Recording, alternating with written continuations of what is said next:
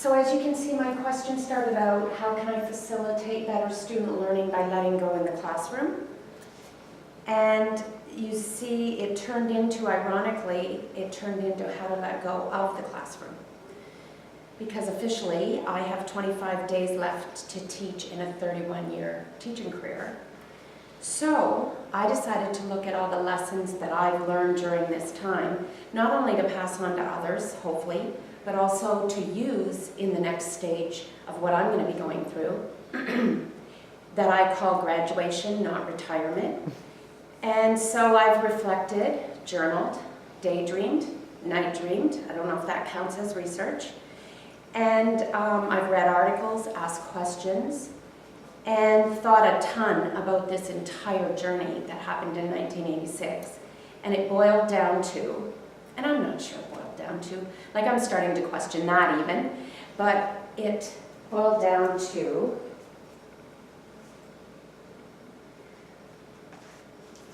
and I just realized that says the 7 habits. It's supposed to say the 7 lessons.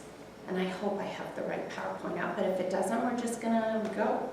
So the 7 lessons I've learned through education, and why 7? Oh, probably because of Stephen Covey, and damn it, I need to be effective.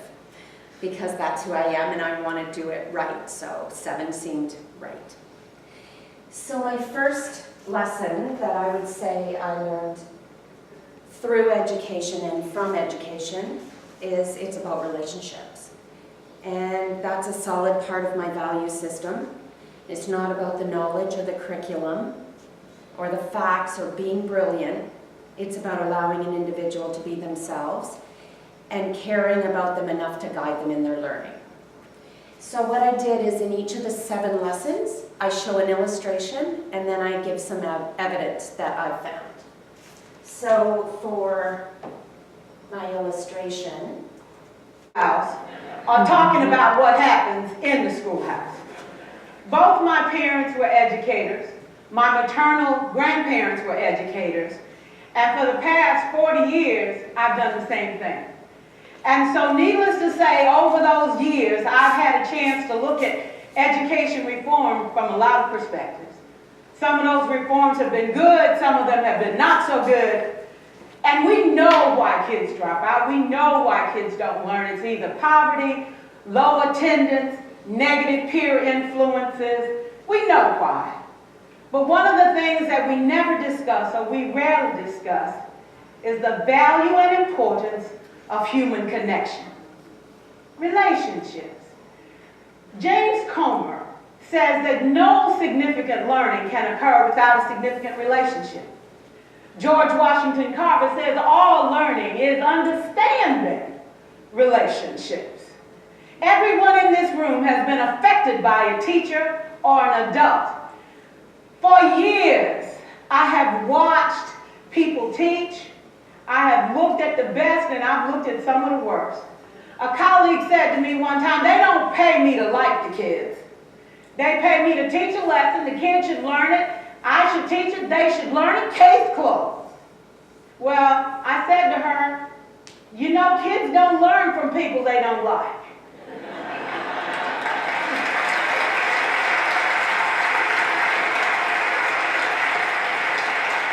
She said, that's just a bunch of hooey.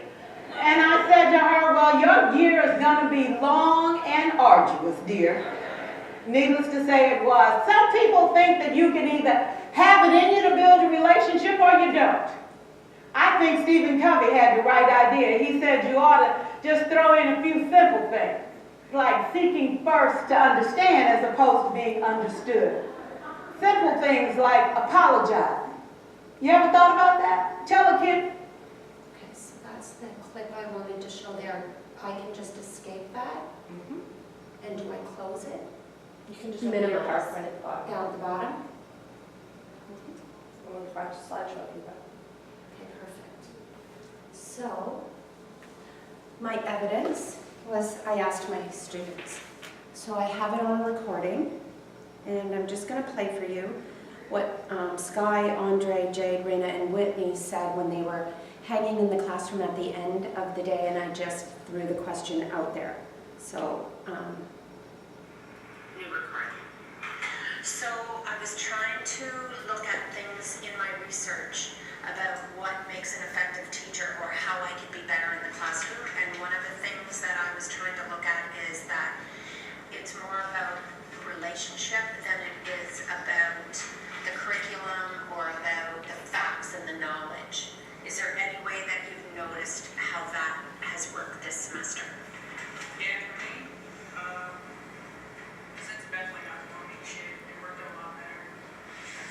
That's okay.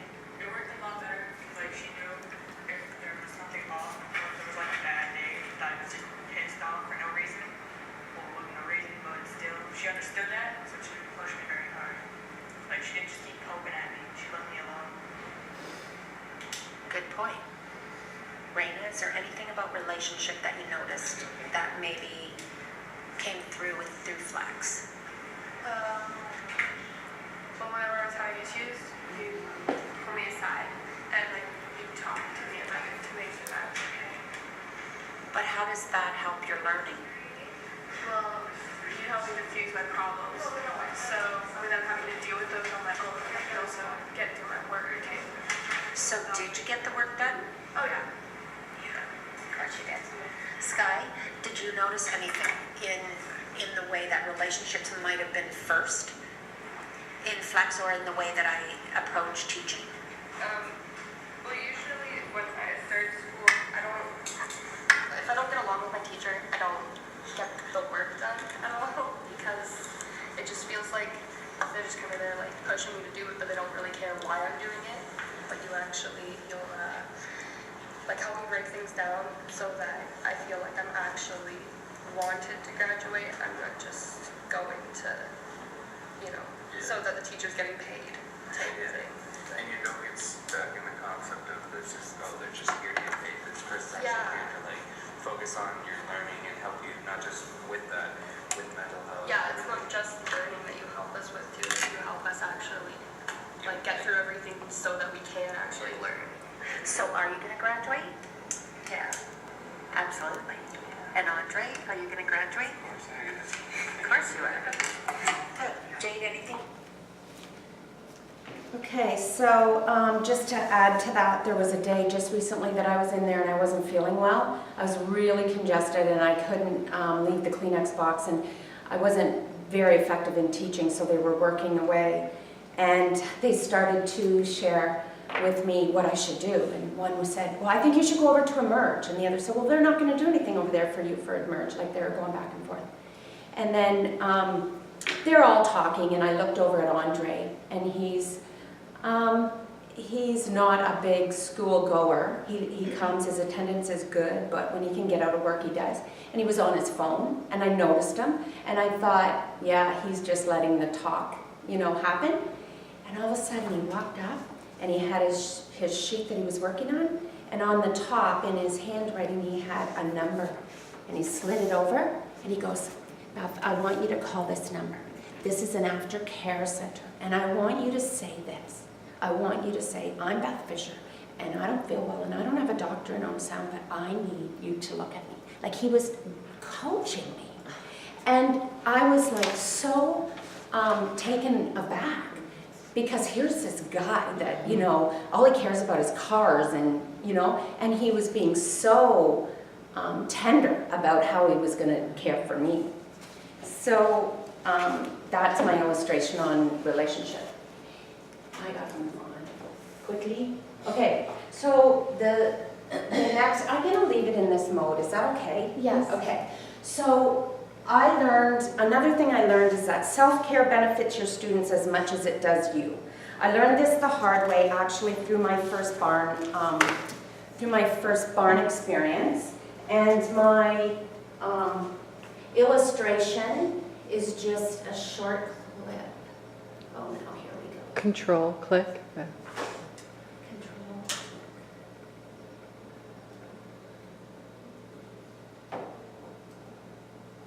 What's going on? Yeah, there you go. When it's highlighted, then you do it. Yeah. But when I hit control, that goes off. Is that okay? Yeah. Control. See?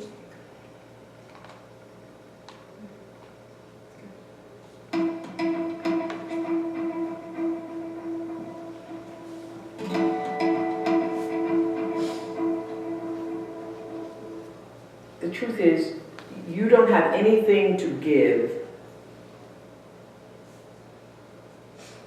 that you don't have. So you have to keep your own self full. That's your job. One of my daughters is here today from Oprah Winfrey Leadership Academy. Stand up, Sinead, so everybody can see you.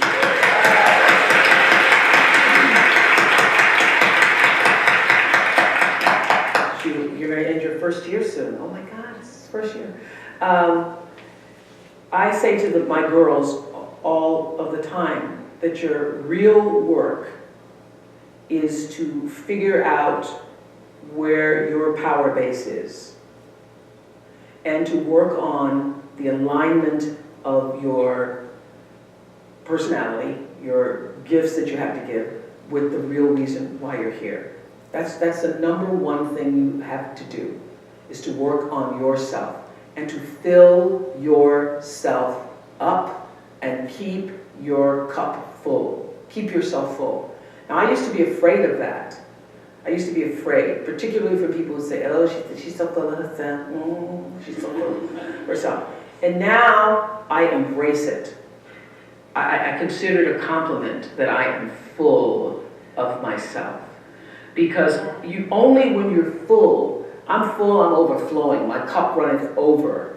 I have so much to offer and so much to give. And I am not afraid of honoring myself. You know, it's miraculous when you think about it. First of all, for me, my father and mother never married. They had sex one time underneath an oak tree because she was wearing a poodle skirt in 1953.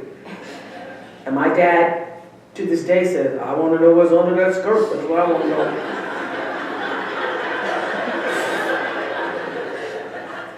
He wanted to know what was under the skirt. They didn't really have a relationship. She wanted one, but you know, he went under the skirt and then that was it. And one time, under the oak tree, bam, Renaissance. Woman is born. It happened there. That's why I know my life is bigger than that. My life has to be bigger, as yours is, bigger than a poodle skirt. It's much bigger. The design, the reason why I'm here, it's much bigger than, oh, I think I want to see what's under there. So the ability to take care of that, to honor yourself and that which is greater than yourself, that which was the reason for your being here. There's no selflessness in that. Because only through that do you have the ability to offer yourself, your whole self, your full expression of who you are to the rest of the world.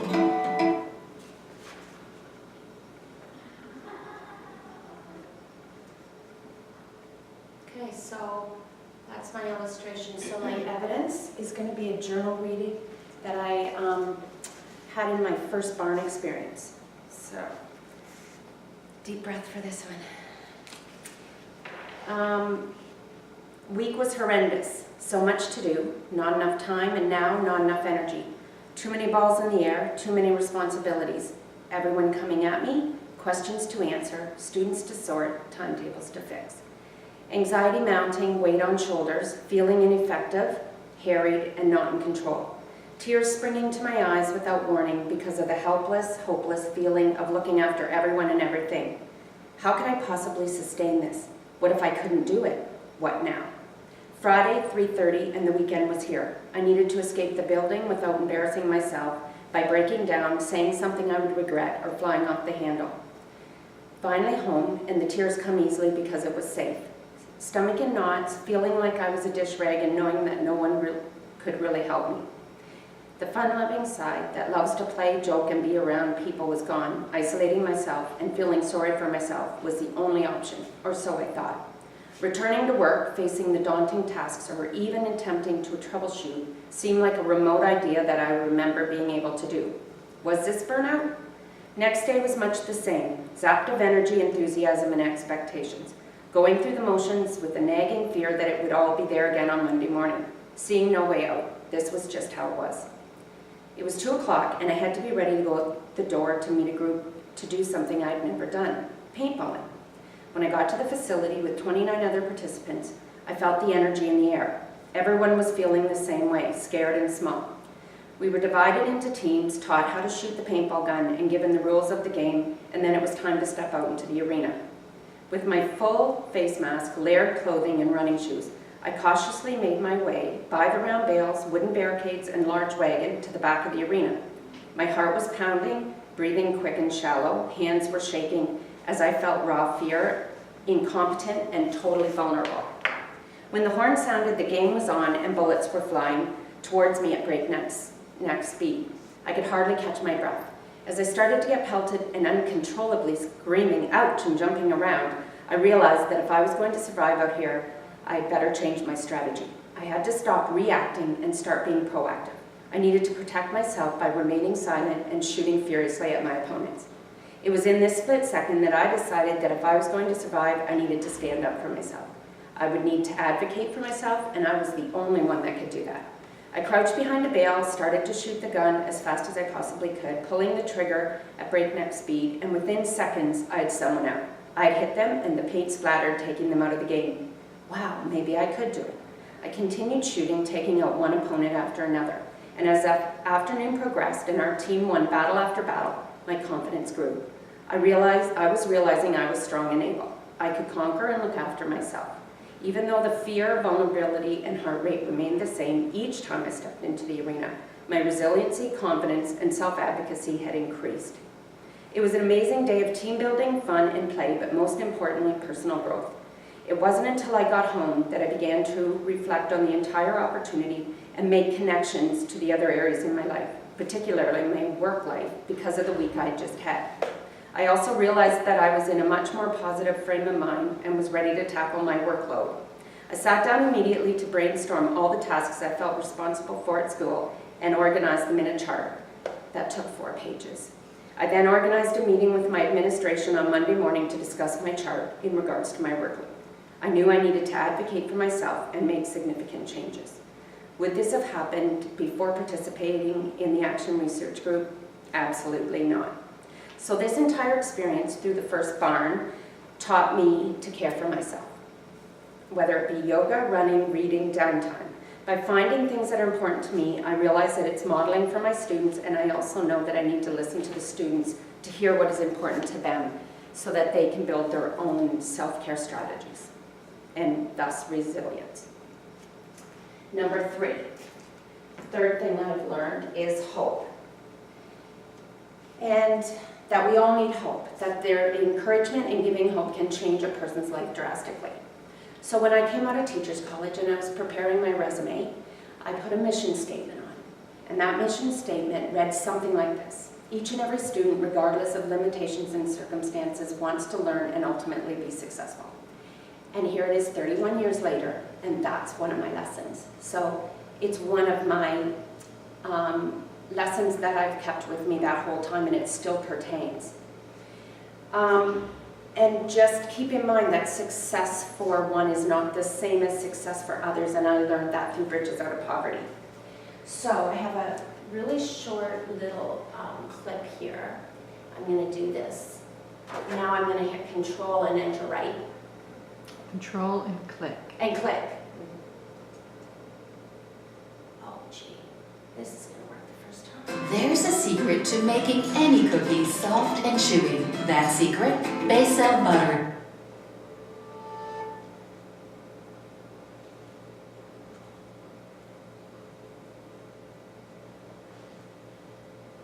In the 1950s, a guy named Kurt Richter, who graduated from Harvard University and went on to be a professor at Johns Hopkins University, did a series of experiments I like to refer to as the hope experiments.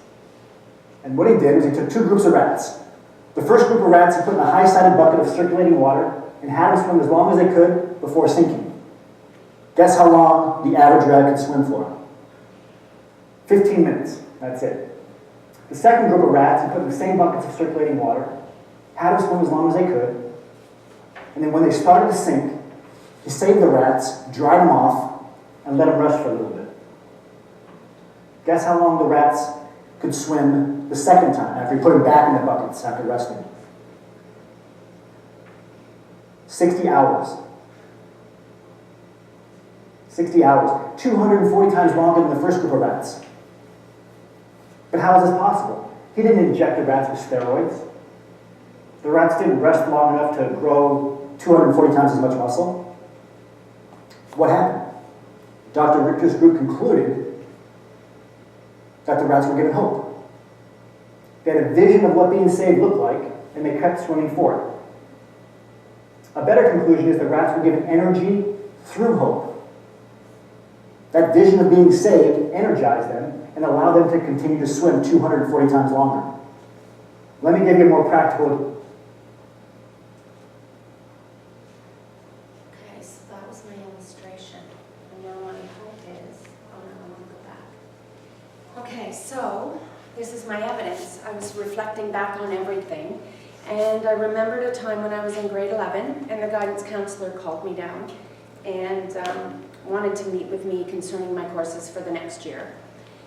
And he told me that I had not picked the appropriate courses because I was not university material.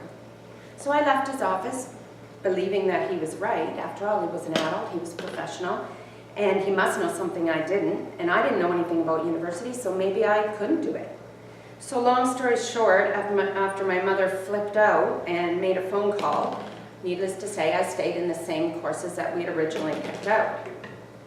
And in 2014, I was awarded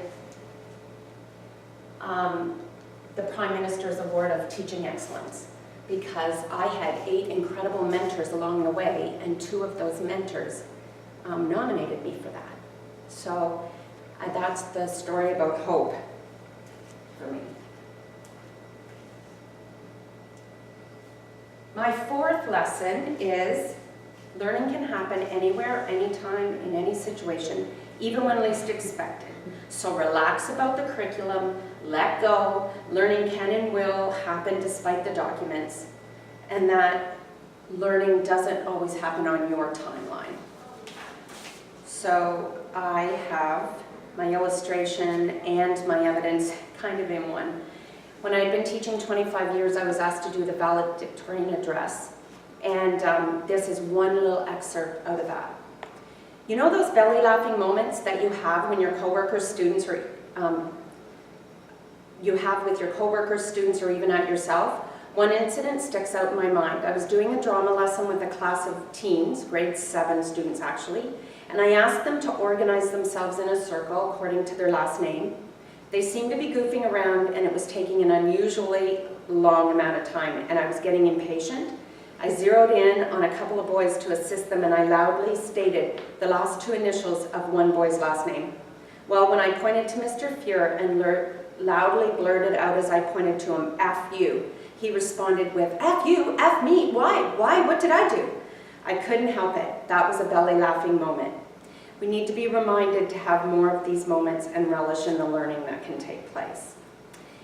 And I guess I did have another piece of evidence, and this is phone evidence from my students. Again, Desiree.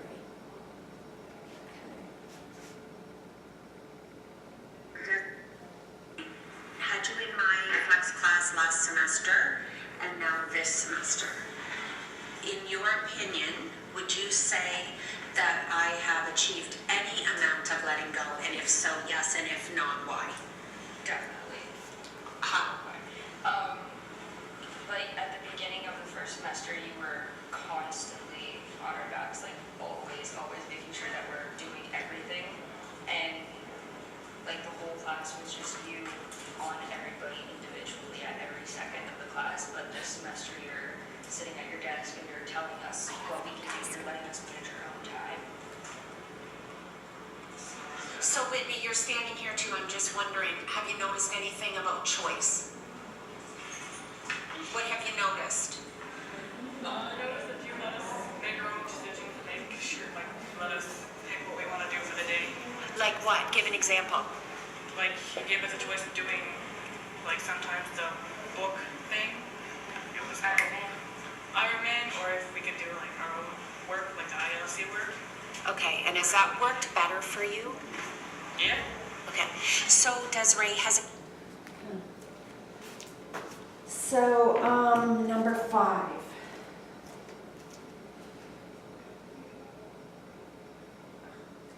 And that lesson is that you have to trust that you have the answers that you need within you for any problem that you may have. And that you also have to trust that your students know what's best for them and know that you don't have to fix everyone's problems.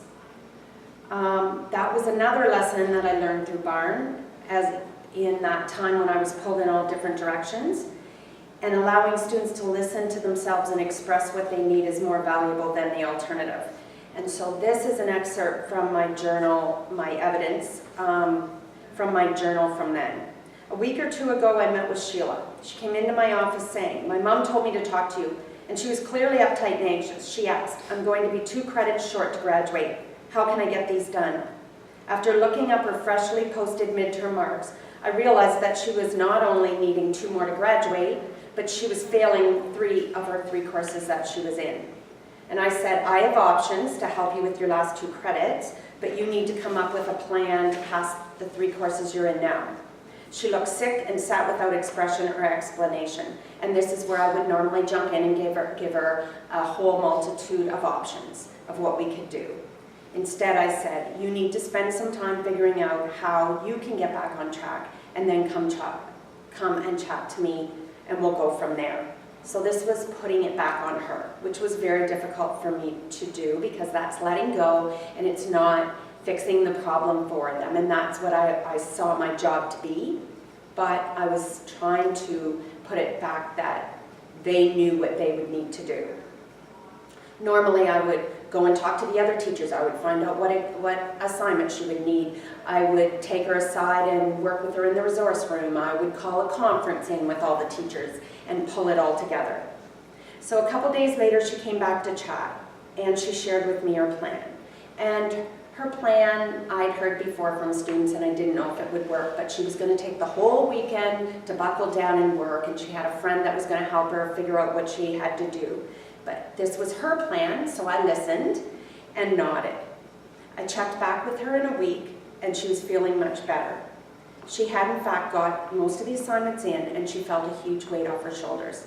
Because I was working on my barn project at the time, I asked her about my approach of trusting her, and there was some awkward silences, and it was more like I was putting it back on her. So I asked her, how did that feel? Like I shared with her that I did that on purpose and that it was hard for me. And she said, she paused, and then what she said shocked me. It was so good to be treated like an adult for once. My mom never lets me figure things out on my own. So it was the evidence I needed that was exactly what I needed to do for her and for me. Now, in this little area, it's still work in progress, because every little few weeks I would text or email Liz or Crystal, and it's like, I don't know if I'm on the right track, like what should I do? Like, do I need to do this? Do I need to do that? And they would always put it back on me and say, just trust yourself. Just know that, yes, you're on the right track. So I guess it will always be something that I'll need to work on. Lesson number 6 is be authentic, that you are enough.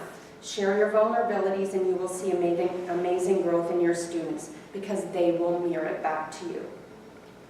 This little note was a note from a senior when I went in and shared my first barn experience, because I was asked just to come to a church group, and they didn't really know what they wanted me to talk about. They had just heard about me and thought maybe I could come and talk. So I phoned Liz, what am I going to talk about? She goes, do your barn project. And I said, really? They're not going to care. And she said, of course they're going to care.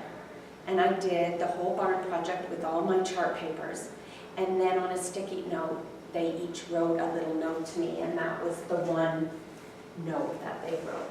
And it was that they experienced vulnerability, and they experienced those very same feelings that we feel.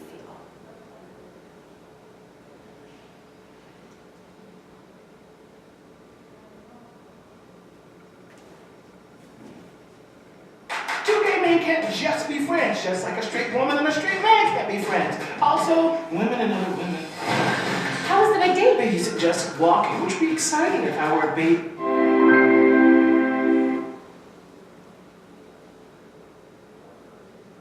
And since my experience with him, it just hasn't been the same. Why would you give somebody that much of your power? I thought if I could do enough to make him feel good, if I could bring him up, then I would be happy too. If I could make him happy, if I could make him accept me somehow, he would accept me if I did what he wanted. Is that what you did? Is that what you did? Is that what you did? So what have you learned? That the more I did what he wanted, the less I respected myself and the less he respected me. And what did you learn? That I can't do that. That you can't do? I can't get him to accept me by changing who I am. Because then the person he thought you were, you won't be. Yeah. Did you learn that you can't make somebody else happy? Yeah. Did you learn that? I think I still try. I still think that maybe I can. Okay. You will never be able, Crystal, Jill, Lele, Tessa, Diane, all the rest of Marilyn, it. You will Lucretia, never, Sharon, Robin, Susan, Shawanda, Dolores, Fung, Chu, whoever. You say. you will never be able to do enough, give enough, or be enough to make him happy. You can only do enough, be enough, do enough for yourself to make yourself happy. And it has to begin from the premise that I am enough. That you are That's enough. where it begins. I am enough.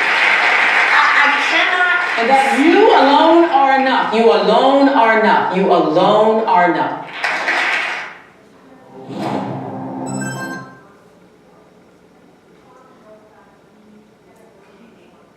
So, this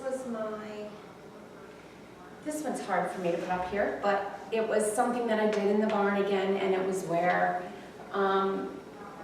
I work out a lot, I like physical activity, and there was an opportunity where the girls were gonna get together for a photo shoot, and it was like, oh, there is no way. Anyway, I was doing barn at the time, and I thought, if I'm gonna make myself vulnerable and do something that puts myself out there, then I need to do this. So that is this picture of us, the group from barn, no matter what your size or shape or whatever, you can put yourself out there. So that was my evidence. I just want to say that part of my evidence was when I started this barn project, I went through my whole first barn project with the class. So that was the whole paintball story and the whole, like it was about 45 minutes long. And then it was terrifying to allow myself to be that vulnerable with the students and not exposed, but they were totally engaged for 30 minutes. It was a 30-minute presentation. And then when we finished, I didn't ask them to say anything. I just gave them their journal and said, give me your feedback in the journal. And I said, give me your feedback and tell me your top 5 values, what you want to learn, what concerns you most. And it was amazing, the comments that I got back. Like, it just confirmed that they get it. So the seniors I talked to, and then these young kids I talked to, they're all feeling the same and have the same, emotions and vulnerability and feeling about that. This one's up here for a reason. It's not a mistake. It's number 7. When I was trying to figure out what my number 7 would be, it's like, I can't have a number 7.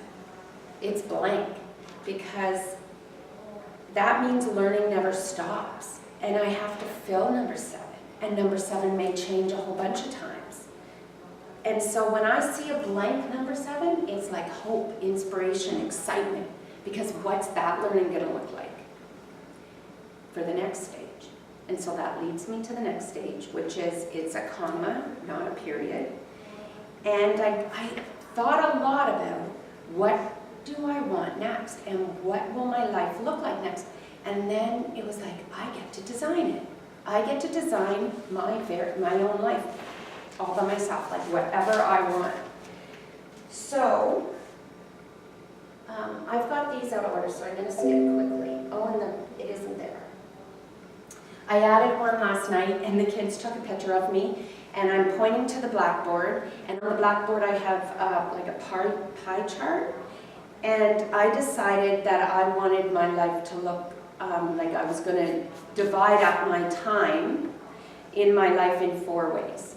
So I wanted 25% of my time to be giving to others. And I wanted 25% of my time to be self-care. So that would be my running, my working out. I wanted 25% of my time to be some sort of work.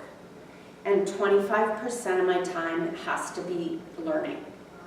So I think because it looks really scary when it's a blank canvas, but I think if I sort of take a look at those 4 areas, then I can make sure I have some balance.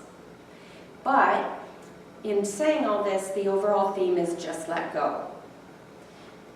And I'm going to end with just something that Brené Brown wrote about letting go, and I just found it. It's funny how you find things when you're researching and all of a sudden it just pops up. It's like those videos that I showed today. They just sort of popped up for me. But this one, and I just put a picture of her while I'm reading this. This one is a post that she had on Facebook, and her daughter graduated from high school. And this part I find really hard to read. So, emotions are complex things. I've been studying the relationship between thought, behavior, and emotions for close to 2 decades, and I learned something new. There's a combination of joy and grief that can take your breath away. The sum of these 2 parts wells up inside you and holds your breath hostage until you let go of the notion that you can control the paradox and choose between joy and grief. Your breath returns only when you submit to the reality that you are caught in the grips of both delight and sorrow. And I'm going to stop there for a minute, just because for a while, every day I was texting my husband with my retirement thought of the day. And the one retirement thought of the day that I texted him out of the blue was, you know what, today it feels like the day we found out we were having twins. I want to laugh and cry all at the same time, which is exactly what this is talking about. Some of my other retirement thoughts of the day weren't so philosophical. They were like, I don't think anyone should be cooped up with 16 at-risk teenagers ever, because it would have been one of those days I was having a rougher day with them, and that's what our job looks like. So both are strong, delight and sorrow both are true. And then it goes on to say, that's how parenting has always felt to me, unbelievably true. I've shared as many life lessons as I could with Ellen, and she has always been my teacher. Ellen's her daughter. I've tried to model our family belief that it's okay to be brave and afraid at the same time. And our children have always been the best example of what this looks like. We have a sign at our back door that reads, "We can do hard things." We hung it there to remind the kids that hard work, tough conversations, and emotional pain are normal and important parts of life. And it's Ellen who often whispers the saying in my ear when I doubt myself. Sometimes she's afraid to leave for college in the fall, and I assure her that she's ready. Sometimes I'm fighting back tears and she'll say, "I'm ready, it's going to be okay." Sometimes we cheer together, and sometimes we hold each other and weep. It's letting go and holding on.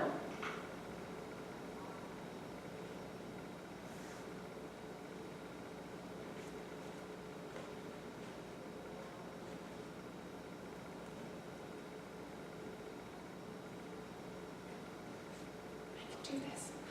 Got this. One more. Got this. Thanks.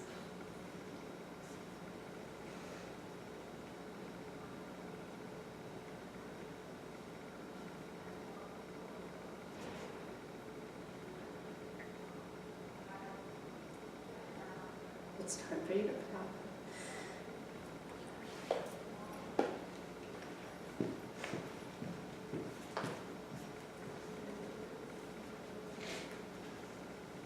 Ellen, it's time for you to fly. It's one of the biggest, scary, and brave moments, but don't worry, we'll be holding on tight.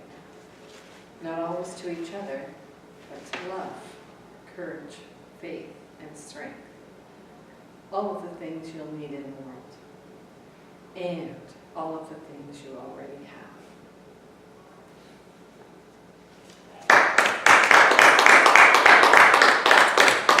Thank you. Seeing the end of my career come closer and closer, I definitely have the grief and the joy that Brene Brown talks. And I love that I get to let go and hold on all at once.